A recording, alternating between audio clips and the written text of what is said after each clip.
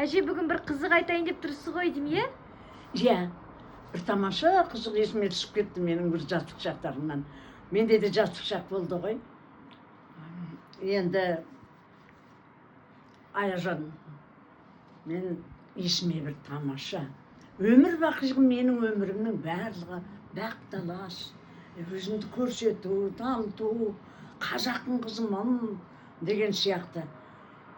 Басқа ұлттармен бәсекелесіп болу, білмеймін неге сондай. Әлде ана қалада орыстардың ортасында өскеннен кейін басқалардан кем қалмаймын, не қылса да деп өскен адаммын ғой. Енді кішкене бой қыз болған кезде қызметті бастап, әдеміленіп, қыз болып, мынау Қырым жаққа бармайын ба, санаторияға? Соны барсам, айттым ғой, ыңғайда бір бәсеке осылай.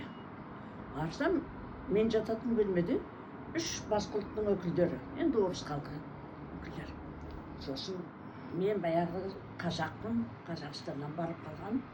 Соның кейін бәрі, ана үшінші төрде бір Москвадан келген біреу жатыр, министрдің әйелі ме, білмеймін. Сосын бір құрылысшы әйел екен. Сосын мұғалім екен біреу. Мұғалімдер енді қашанда кісіге жақын тұрады ғой. Сосын сол ғана маған қарап кішкене күлімсіреді.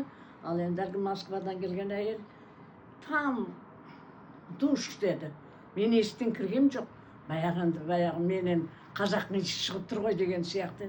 Сосын ой, рахмет, спасибо, сейчас деп әдемі киімдерімді алып бәле-бәленің алдында мақтанып. Сосын душқа кірдім ғой. Душқа кірместен бұрын әлгерге бір жылы жүзімді көрсетіп, мақтанып, киімді текте алған жоқ, аналар көрсетіп баяғымен. Сосын анау жаңағы орыстың әйелі Москвадан келген қарап тұр. А что вы не врете так, что ли, дейді. Мен айтам, а вы что, историю не знаете, что ли? Дедім, күліп жаңа, ешқандай. Сонда енді өзім кереметпін. Ал енді менің үстімде не бар дейсіз ғой? Үстімде? Ол барғаннан кейінгі өзгерткен киім не дейсіз? Тамақ ішіп алдық, сосын Қырымда неше түрлі енді әлгі таныс площадкалар бар ғой, би алаңдар. Соған баруымыз керек. Мен сүмірейіп отырмын ғой, мен қазақпын деп отырмаймын ғой. Сосын ана мұғалім қашанда кісіге жақын ғой. Сосын екеуміз таныс площадка, ана жерге бардық, мына жерге бардық. Бір үлкен би алаңы, тұрмыс тосып, музыка. Менің үстімде бәтіш деген подругам тіккен қызыл, үстінде ақ көбелектері бар. Ол кезде не деп атаушы еді сол матана. Сондай көйлек керемет енді ұшып тұрған. Ал мен өзім таныссыз жүре алмайтын кезім. Сол кезде мен ойлайтым, қалай билемей жүруге болады деп. Би дегенде ұшып тұрмын. Соны үлкен алаңда ана жақтан бір жігіт, орыс екен, украинец екен, білмейміз.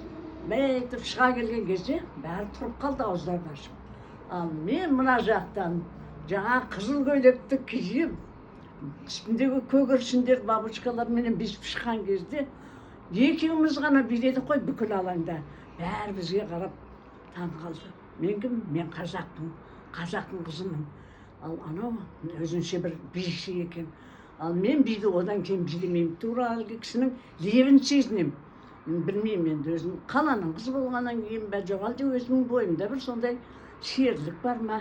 Әйда, сол би алаңында жалғыз ғана сол екеуміз ғана билеп шықтық, бәрі қол соқты. Енді соныменен ары қарай енді біраз жаңағы қызым бар, кішкене демалдық та, үйге келіп, енді демалып қызық уақытқа мен айтып отырмын. Мен жас кезімнен бәсекелес болдым деп айтып отырмын. Соны осы бәсекелестік болған жақсы ол. Ол күндестік емес. Бәсекелестік деген адамның өркендеуіне, өсуіне кәдімгідей ықпал етеді. Дұрыс киінуіне, дұрыс жүруіне. Енді шығып тұрған кезім, қаланың қызымын. Сосын кейін орыс болсын, басқа болсын ешкімнен қалмай, мен қазақпын деп жүрген кезім. Соныменен келді, жақсы, әлгі мұғалім әйел мақтап жатыр, анау жаңағы Москвадан келген әйелге айтып жатыр, ой ана так там завала, все хлопали деп. Мен мәзбін бүйтіп, ол менмін деген сияқты. Содан ары қарай не болғанын білесің бе? Не болды? Дем алып жатып, енді таңертең ұйқымыздан оянайын деп оянып, былай бүйтіп жүрсем, сыртқа қараса, терезенің алдында серенада ойнап тұр бір орыстың жігіті. Оның жанында музыкант, анау өлең айтып біздің терезеге қарап. Сөйтсе мені шақырып тұр. Гүлбаршын деп. Сосын терезеден былай қарайын, әлгі өлең айтып, бүйтіп, мен бұл жерде жоқпын. Жаңағының ішіндегі әлгі Москвадан келген әйел, анау құрылысшы, солардың бәрі емес, маған арналып серенада айтып, біреу музыка тартып, біреу. Содан кейін шықтым, рахмет айтуым керек қой. Мен ешкімнен қорықпаймын.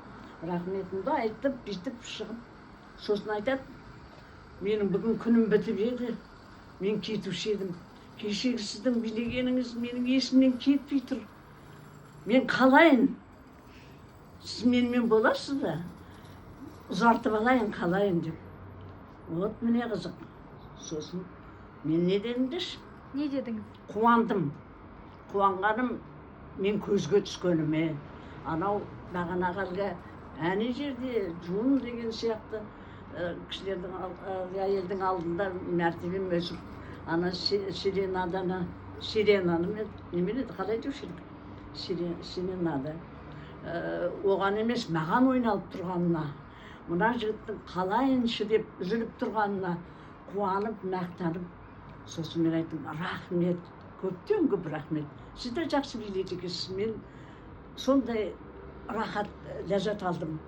Ал бірақ біздің қазақтың қыздарына жігіттермен оңаша қала бермейді. Мен үшін қалмай қойыңыз.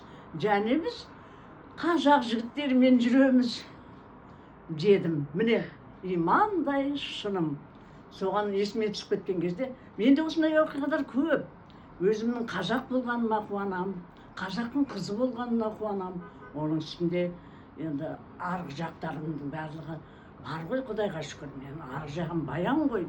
Солардың аттарына кір келтірмейін деп, Құдай салмасын. Бұл да бір бәсекелестік, бұл да бір өнер таластық. Сол кезден басталған бір сабақтың біреу еді. Кәдімгідей тәрбиенің, сабақтың. Бірден менің киімім де әдемі болды, екіншіден сөзім де. Содан әлгі жаңағы Москвадан келген министрдің бірдемесі ме? Тек қана менімен жүретін болды. Сіз білесіз ғой, анадайда анау қалай болады, соған барайықшы. Не болмас. Соныменен мен осылай бүкіл жас кезімде бүкіл басқұлттардың бәрін қаратып, қазақтың қызы осындай деп мақтанып жүрген адаммын.